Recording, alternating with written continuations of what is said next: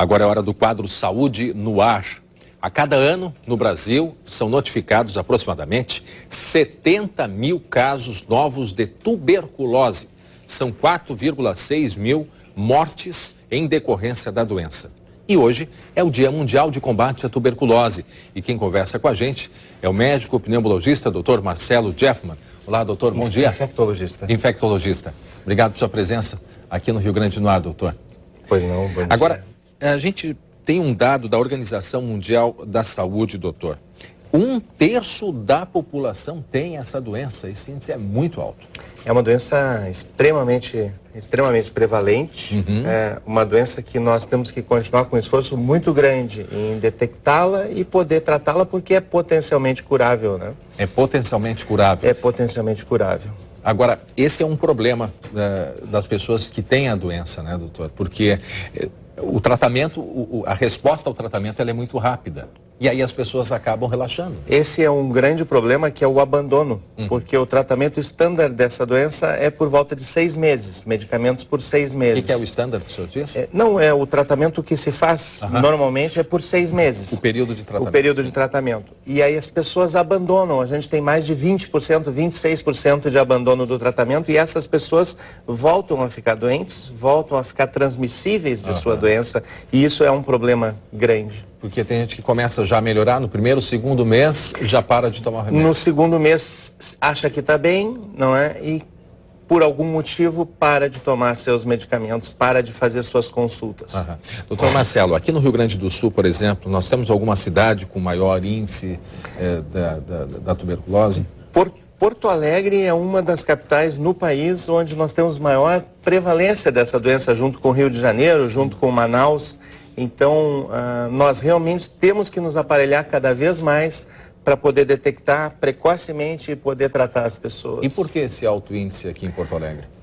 Na verdade, a explicação disso é multifatorial, mas Porto Alegre também tem muitos casos de HIV, e HIV e tuberculose andam juntos, né? Tem populações que são mais expostas a essa doença, população carcerária, moradores de rua.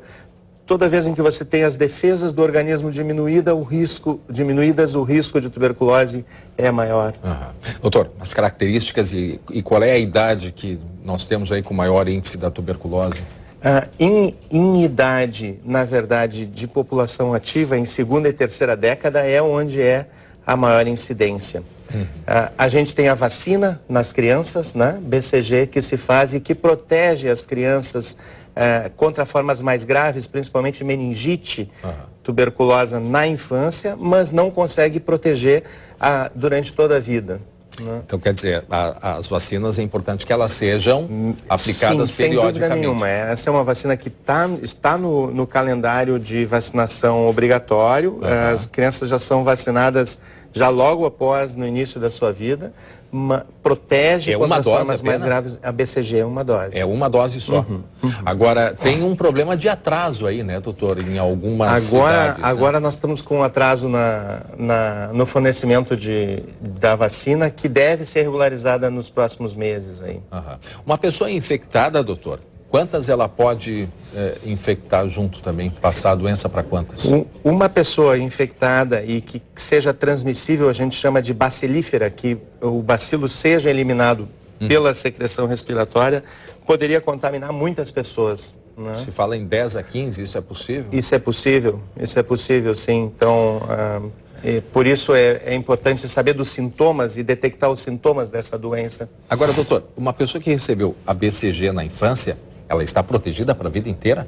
Não, ela não consegue ficar protegida para a vida inteira, só se consegue proteger para essas formas mais graves da doença, principalmente meningite.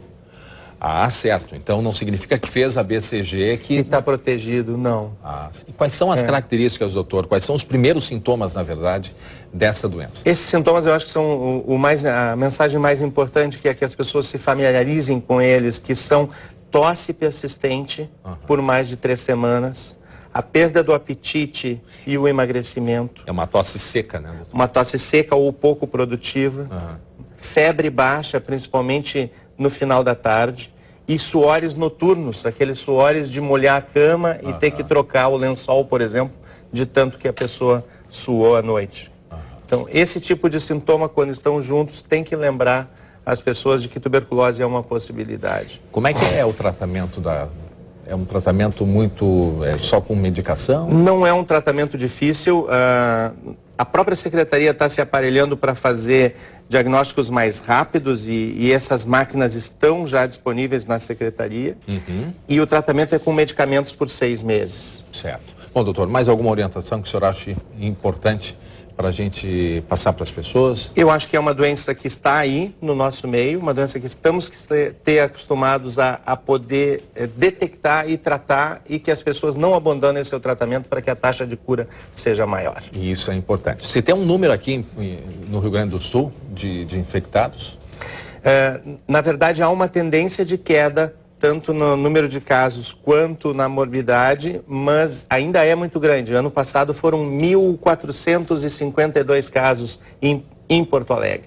Isso é um número bastante alto. É um número que foi menor do que em 2013, mas ainda é um número muito alto. Então a tendência mostra que está diminuindo. Há uma certa tendência de queda, mas muito a fazer. O Brasil ele está numa lista de países com tuberculose em 16º, o que não é uma boa colocação. Certo. E a transmissão, doutor, eu queria perguntar para o senhor, ela acontece pelo ar ou precisa ter contato com a pessoa? Em geral, a tuberculose é no pulmão, na maioria dos casos. E essa pessoa que tem a tuberculose no pulmão vai tossir e ao tossir ela elimina esse bacilo no ar e as outras pessoas podem ficar infectadas a menos de 1 metro de distância. Ficariam sob risco de poder inalar esse bacilo expelido e também se infectar. E se a pessoa tem o hábito, por exemplo, de tossir nas mãos? Isso, então deve colocar um lenço ou a mão ou a sua roupa para não tossir no ar. Também pode passar pela mão, pode passar? Poderia passar porque o bacilo fica na mão e ao inalar esse bacilo no ar, enfim. O bacilo, ele fica vivo.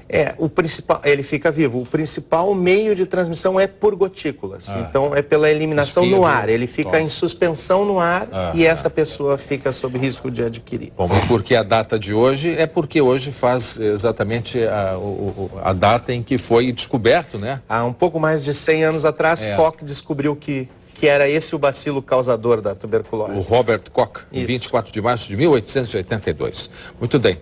Dr. Marcelo Jeffman, médico infectologista, muito obrigado pela sua presença. Um abraço para todos. Aqui no Rio Grande do Norte. Muito obrigado.